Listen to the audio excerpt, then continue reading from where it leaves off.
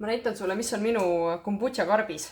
Kombutša karp on siis selline soovitatavat plastikust karp, kus sa sees saad hoida kõiki kombutšaga seotud asju, ehk et need on asjad, mida sa kasutad ainult kombutša jaoks. Ja ma olen rääkinud sellest hügieenivideotes veel täpsemalt, et miks on oluline hoida asju või miks on oluline kasutada ainult kombutša jaoks neid. Ja nagu näed, siis siin sees on sõel. See on tegelikult 2 sõela. Need ongi selle jaoks, et need on ainult kombutša sõelumiseks. Kombutša, ma valan siit nagu teed, ma valan siit läbi. Ma valan siit selle sõelaga ära maitsestust. Niimoodi, et kombutša läheb siit läbi, maitsestus jääb siia sisse. Ma kasutan neid ka teelehtede nagu väljakurnaamise jaoks. Ja need on küll erinevad toiduained. Need on erinevad toiduained. Aga nad on kõik seotud kombutšaga. Nad kõik lõpuks need asjad käivad seal purkides. Nii et ma siit ei sõelu läbi mingid ubasid ega makarone, vaid ainult teeseenega seotud asjad. Ja 2 sõela, sest et lihtsalt vahel on väikesel mugavam. Aga suurega on parem võtta näiteks teed või suuremat kogust marju näiteks saab siia peale valada. Siis mul on siin ka eraldi lusikas. Seda ma ilmselt kasutan kõige vähem kombutša tegemise jaoks.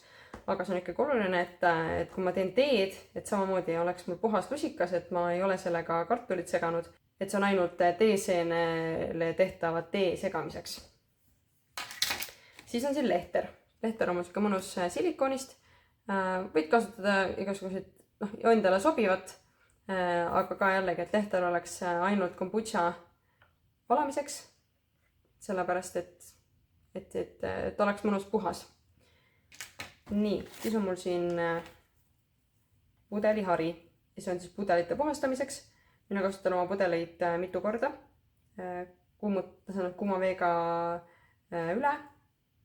Mina kasutan oma pudelid mitu korda. Et ma valan neisse kuuma vee sisse, hoian, raputan, pesen harjaga puhtaks ja siis saan neid uuesti kasutada. Ja siis ongi ka kombutša lapp. Selline väga hõre lapp ja kvaliteetne. Et kasutan seda ainult kombutša nõude, purkide, kannude, kõige selle puhastamiseks, et see püsiks puhas.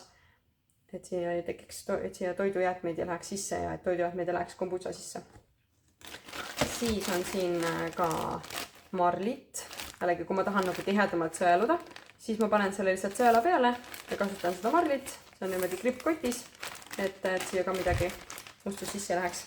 Ma tahan seda viimasel näidata. Siin on kummikindad.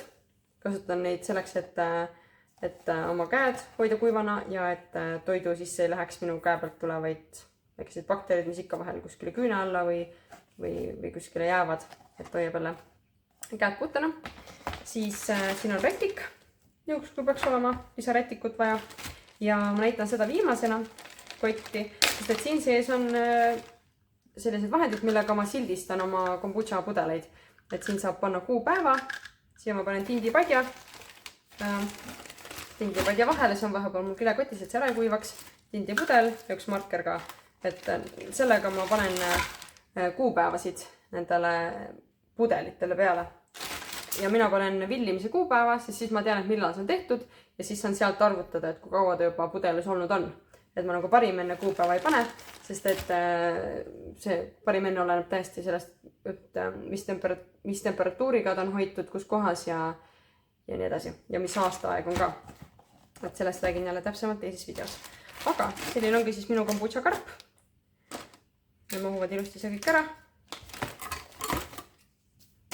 Ja panen selle karbi kinni.